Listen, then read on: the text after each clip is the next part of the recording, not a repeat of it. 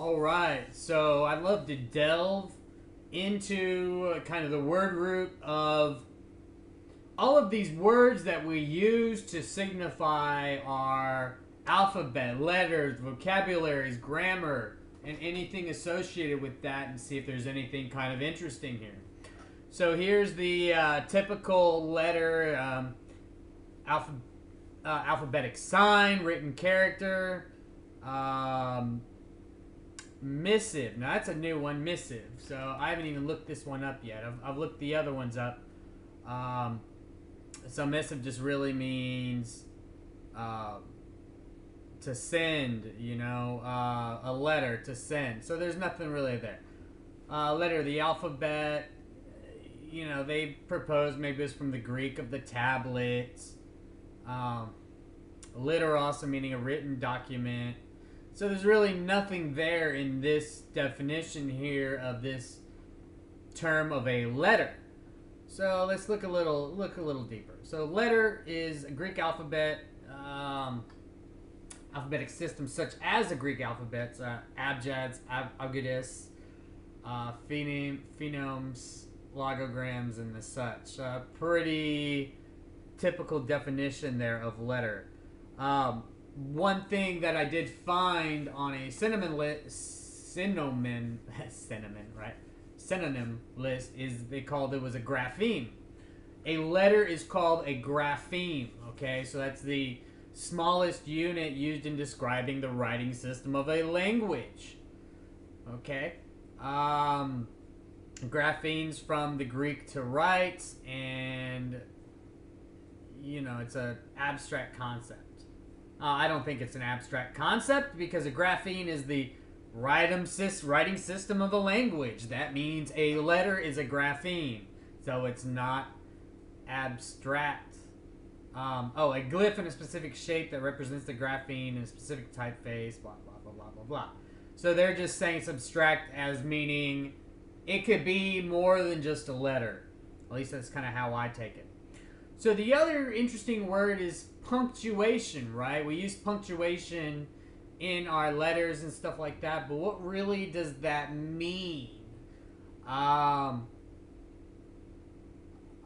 looked up punctuation, and it's the pointing of the psalms. A psalm is a religious song, so what does punctuation have to that? Well, very interestingly enough, I looked up, here's the word roots for English for Students. This is a bad website. Lots of pop-ups come up, but English for Students, litter. So it's talking about literacy, letters. It's kind of, these are the word roots for these, right? Letters already right there. Well, the first one, it says litany.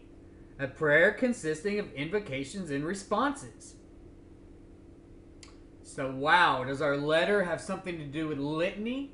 I mean, when you look, and yeah, letter is with an E, litany is with an R, but then if it's a literature, it's, about litanies, about, it's with an I. I'm saying the spelling is similar there. On no other time is it spelled with an E other than the singular. So just because letter has an E in the beginning doesn't mean that it's not connected to litany. I was really surprised that this was the first one. Is a prayer consisting of invocations and responses.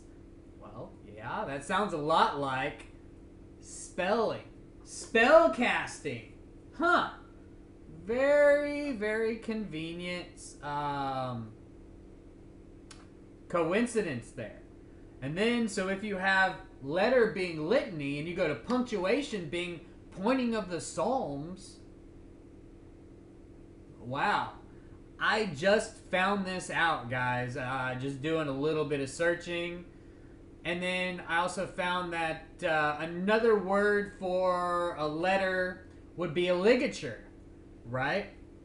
Okay, ligature. Tying something or binding something tightly. Well, binding is a binding is something with the spell. You do something, you bind a spell to it.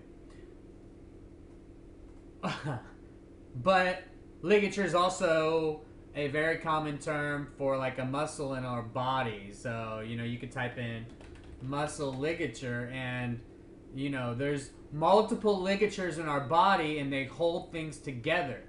So this binding, these letters, is it possible these letters, these ligatures, these littices hold things together? I mean, it's quite interesting to me that a litany would be a binding and a ligature would be a binding. Sorry, a litany would be an invocation, right? Sorry, I said binding.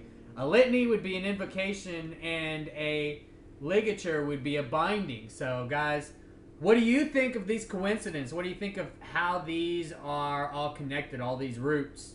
Am I off track? Am I on track? Please comment.